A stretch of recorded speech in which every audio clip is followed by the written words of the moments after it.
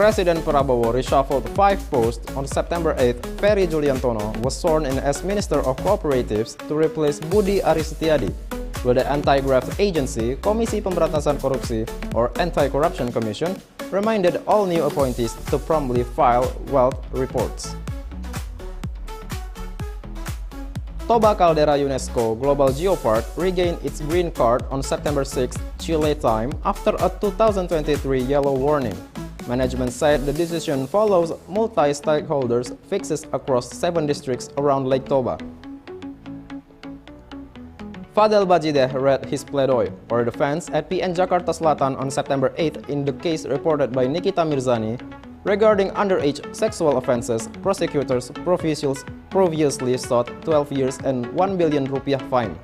Fadel said he is exhausted by online attacks but will accept the verdict. Good evening, I'm Taufik Akbar. You've just heard the top headlines. Now, let's dive deeper. Stay with us here on What's Up Today, where we bring you the stories shaping Indonesia and the world.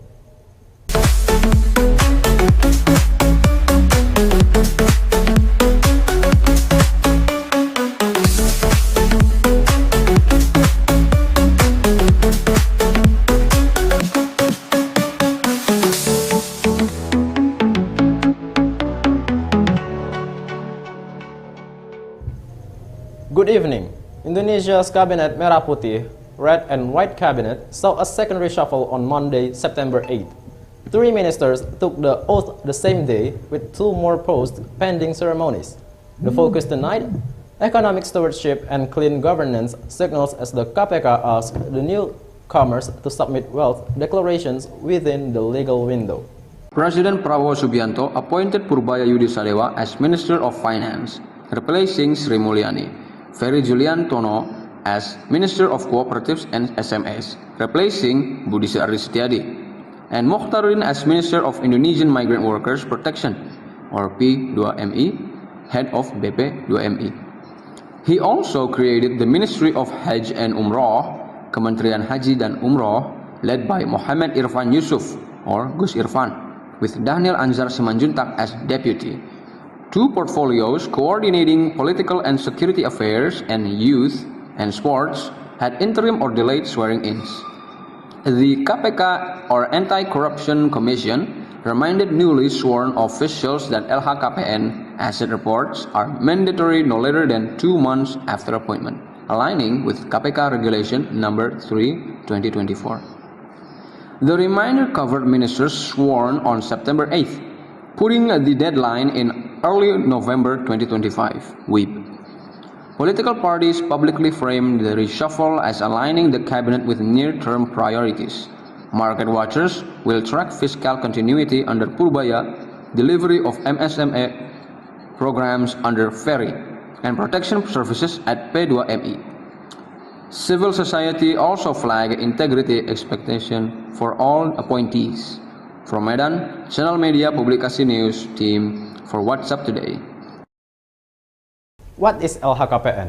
It's the legal wealth report that public officials must file. Non-compliance risks sanctions. The KPK sets filing windows at entry, exit, and annually. Institution naming. Kemenkop UKM remains the Indonesian name for the Cooperatives Ministry. We translate roles for clarity but keep official names. Why now? Second round reshuffles often adjust execution capacity after early months in office. This round also formalized a new Hajj Umrah ministry, moving functions from previous arrangements. 5 seats moved, 3 already sworn. The tick-tock now is delivery budget execution, MSME programs, migrant protection, under a tighter integrity lens from the KPK. Watch for follow-on decrees on the remaining oath ceremonies this week. Jakarta moved from online debate to formal steps. The 10th East Cyber Commander met police on Monday, September 8, to discuss alleged offenses linked to influencer Ferry Irwandi, a public face in recent 17+8 demands. Ferry pushed back, saying he'll face any process without playing victim. Brigjen TNI Juinta Ombo Sembiring, commander of Satsiber TNI, told reporters at Polda Metro Jaya that his unit's patrols identified several facts of alleged offenses, and that the matter would proceed via police investigation. He did not detail the suspected articles, citing process. Ferry, known as CEO Malaka Project, responded on Instagram, saying he was never contacted and that ideas cannot be jailed, adding he would comply with law if reported. He also reiterated his role in voicing the public's demands. Legal NGOs questioned the scope of TNI involvement and urged clarity on jurisdiction and speech boundaries online. The police have not announced a formal report number. The conversation remains at consultation stage, with next steps expected at the police level. From Medan, Channel Media Publikasi News Team for What's Up Today. Who does what? TNI defends national security. Polri handles civilian criminal process, cyber patrols, and can flag content prosecution flows through police and prosecutors. If a report proceeds, investigators identify suspected articles, ITE law, criminal code, summon parties, and decide on case status. Ferry's public pledge to comply reduces risk of obstruction, but substance will hinge on exact statements and context.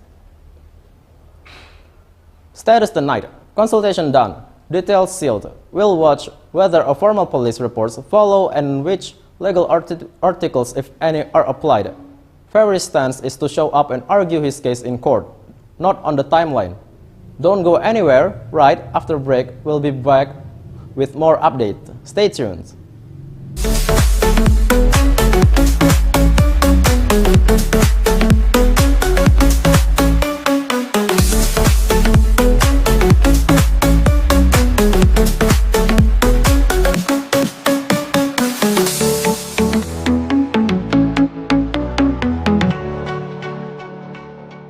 Thanks for staying with us. You're watching What's Up Today. If you missed the start, you can always catch the full program on Film Medan's YouTube channel. Let's continue with the news. North Sumatra got a lift. After revalidation in Chile, the Toba Caldera Geopark secured a green card, the highest rating locking in membership in the UNESCO Global Geoparks networks for 4 years. The management body credited joint work by Pemprov Sumut, provincial government, and 7 surrounding kabupaten. The announcement came during the Global Geoparks meetings in Cutralcura, Chile on September 6th local time, confirmed in Medan on September 8th, WIB, by General Manager Azizul Kholis. The same session recommended green cards as well for Ciletuh and Rinjani. The green outcome reverses a 2023 yellow card, which flagged gaps in management, interpretation, and community involvement. The management agency cited upgrades in geosite presentation, partnership, and awareness, responding to UNESCO recommendations. Local readers call it a spur to improve visitors management and lift pad, or local revenue, noting that status must be maintained through regular audits. From Medan, Channel Media Publikasi News Team for What's Up Today. Card colors: green, meet standard; yellow, improve; red, potential delisting. Reviews occur every 4 years. Why it matters? The label boosts trust for geo-education and sustainable tourism. But it's not a free pass. Monitoring continues, and pollution or poorly managed crowds can trigger warnings again. For Lake Toba stakeholders, the badge is back. The real test is daily upkeep, clean shores, clear interpretation, and benefit felt in villages around the caldera. Gold is at a fresh peak today. Antam's retail board moved up 26,000 rupiah from yesterday, putting 1 gram bars at 2.086 million rupiah and 0.5 gram at 1.093 million rupiah. Larger bars scaled accordingly. Buyback rose the same 26,000 rupiah to 1.933 million rupiah. LM's board showed typical retail spreads across sizes, with 10 gram at about 20,355,000 rupiah and 1 kilogram bars listed near 2,026,600,000 rupiah. A weak range of roughly 1,978,000 rupiah to 2,086,000 rupiah, underscores persistent strength. For sellers, LM reiterates PPH 22 applies to buyback transaction above 10 million rupiah, rate 1.5%, deducted at source per PMK 81 2024. Recent updates in PMK 52 2025 adjusted some bullion sectors' collection mechanics, but LM's consumer-facing notice on buybacks remain in force. Always check the counterslip. Drivers include global safe haven flows and domestic demand ahead of year-end weddings and savings cycles. Retail pricing also reflects minting and distribution cost. From Medan, Channel Media Publikasi News Team for What's Up Today. Retail versus spot. Antam retail not equal to international spot. Local boards include premium fees. Tax quick note. Buyback 10 juta rupiah triggers PPH 22 at 1.5%. LM notice referencing PMK 81 2024. Policy fine-tuning for bullion banks under PMK 52 2025 doesn't remove the consumer buyback rule shown by LM. If you're cost averaging, mind the spread and taxes. If you're selling, bring ID and invoice, and check that the buyback line reflects today's board and applicable PPH 22. A case in Kabupaten Serang raised red flags on hospital gatekeeping. The family of Umar Ayasji said a private hospital turned them away on September 2, citing administration and bed capacity. The child died at RSUD Banten on September 5th after intensive care. The district health office is gathering data. The child had been treated from August 26 and discharged September 1st with a feeding tube still attached, the family said. On September 2nd, the family sought readmission but reported refusal due to recent discharge, BPJS status, and bed constraints. The private hospital reportedly replaced the tube and gave antipyretics, then told them to go home. The family then went to RSUD Banten, where the child died 3 days later. Dinas Kesehatan Kabupaten Serang said it's collecting records from the hospital and the family. Local officials, including the deputy regent, visited RS Hermina Cirwas for clarification. Legislative follow-up and BPJS Kesehatan policy explanations on inpatient limits were also flagged in local reports. This story touches on the duty to stabilize and refer patients, administrative triage, and the safety first principle, especially for pediatric malnutrition. From Medan, Channel Media Publikasi News Team for What's Up Today. Policy basics. Hospitals must prioritize patient safety. Administrative or quota issues should trigger referral, not refusal, particularly for emergency or vulnerable patients. BPJS note, coverage status is not legitimate grounds to deny emergency stabilizing care. Documentation and referral pathways exist to prevent gaps. Follow the official's investigation for findings and potential sanctions. Officials promise a full review. The family seeks accountability. The public looks for clear guidance so no child is caught between paperwork and care again. Viewers, after this break, we will be back with more exciting news. Stay tuned.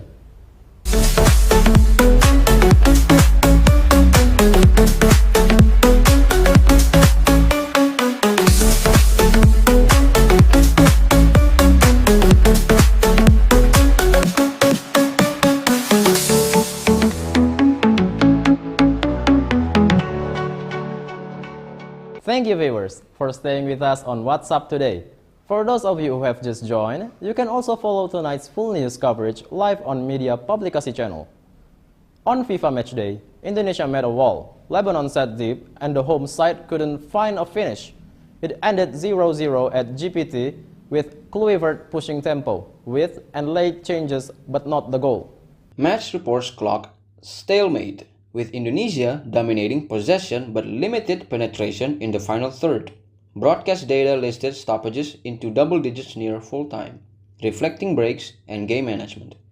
Kluivert's camp framed the friendly as simulation ahead of the October World Cup qualifiers, following last week's big win versus Chinese Taipei.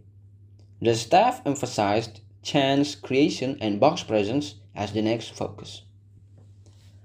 Attendance and stadium operation ran smoothly at GBT Surabaya's main venue.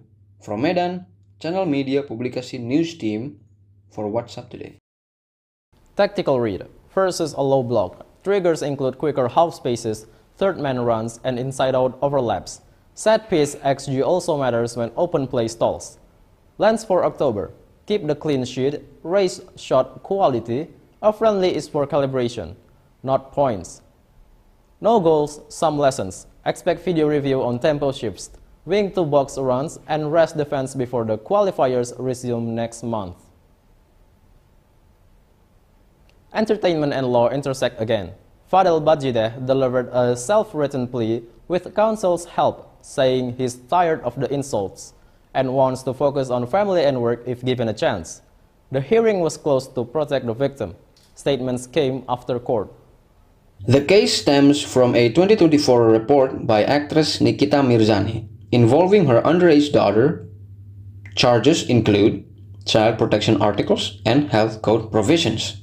Prosecutors demanded 12 years and a 1 billion rupiah fine. Substitute 6 months. The court has not issued a verdict yet. Vadel's counsel said plaidoy disputes key allegations and asked the panel to weigh evidence and context. The defense also referenced Vadel's claimed remorse and request for a chance to rebuild.